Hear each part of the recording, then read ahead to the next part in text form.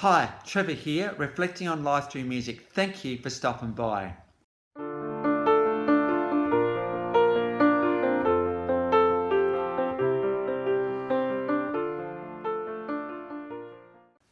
Well, I trust you enjoyed my last little mini-series on Simon and Garfunkel and the massive influence those guys have had on the world of music. And last time I finished off the series with Paul Simon. So I trust you found that one encouraging for your own story. Well, going to a guy that was born in 1925 in Ita Bena, Mississippi on a cotton plantation. That gives you a bit of an indication around that time in the southern United States, the influences and the impact that environment would have had on this guy. But we're talking about a giant of blues, in fact, the king of blues today, singer, songwriter, incredible guitarist and producer. He's renowned for his fluid string bending, which just gives a nice kind of vibe to guitar playing, incredible vibrato and staccato picking. The guy we're talking about, B.B. King, the king of blues.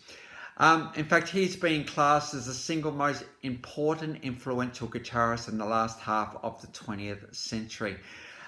B.B. King got his start in the 1940s on the blues scenes in the iconic Beale Street in Memphis, Tennessee. So many iconic musicians around that time, including the iconic Sam Cooke.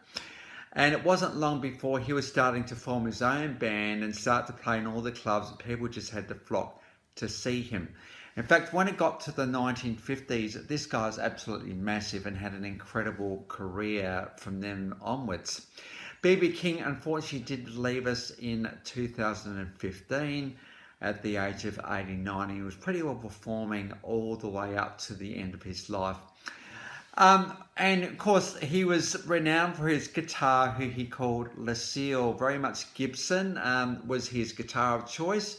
And they produced a few different versions of Lucille over the years.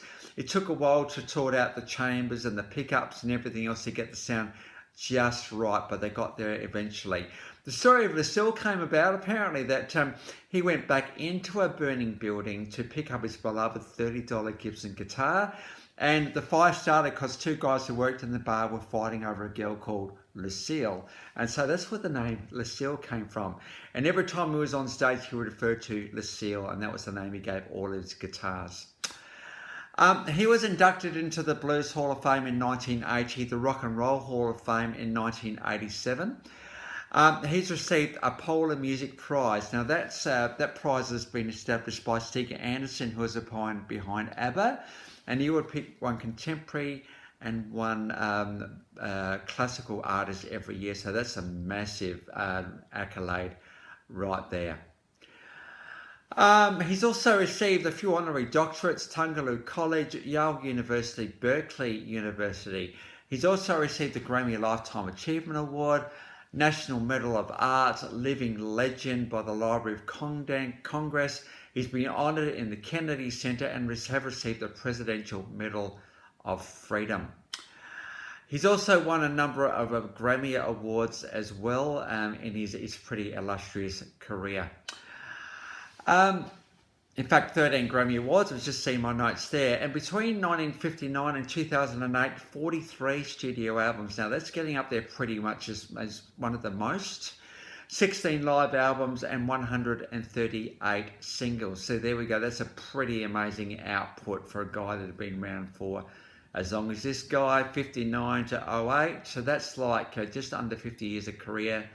43 studio albums for 50 years. It's pretty amazing, actually. So we're talking about an absolute guitar master, and he's also got the voice that goes along perfectly with being a blues musician. His voice just commands the stage, such power, such passion, such energy, such grumpiness and grunginess to his voice. He's just got that edge to his voice that just makes him absolutely compelling to listen to, and perfect for the blues genre that he pretty well took over as a musician.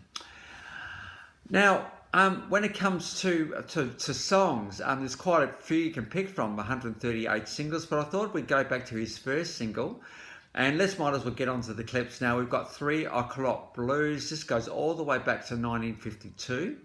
And this is the #1 single for B.B. King, and pretty well catapulted him into stardom. And so pretty amazing to have a live version of that one.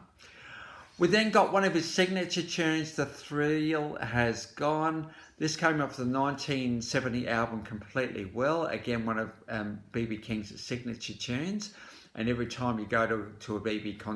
King concert, this is the song you want to hear.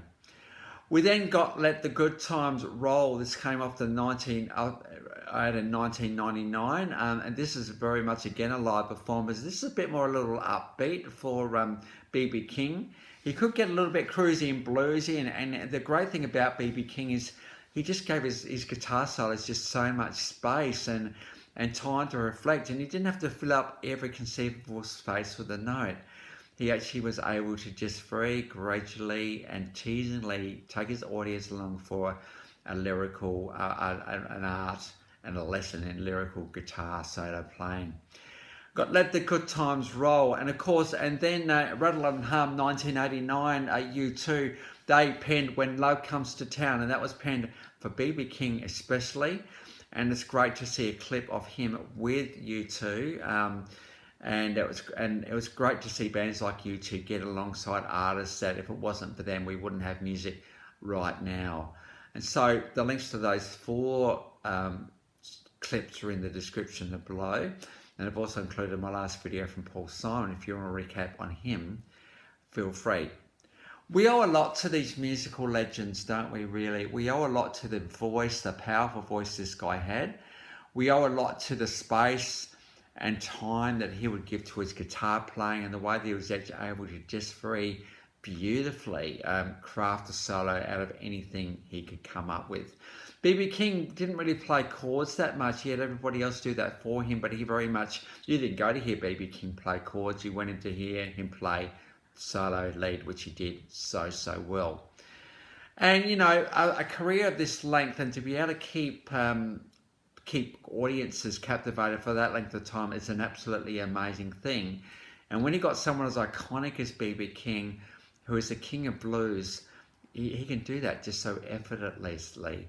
Not through, even though he is very skilled and talented, just through who the guy was on stage.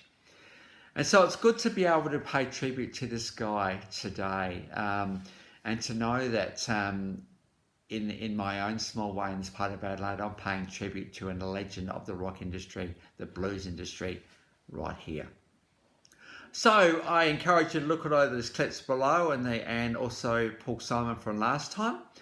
And if you've come back for another one, or this is your first time to Live Reflections Through Music, thank you for everyone for coming back for more. So good to get the encouragement we're beginning of late.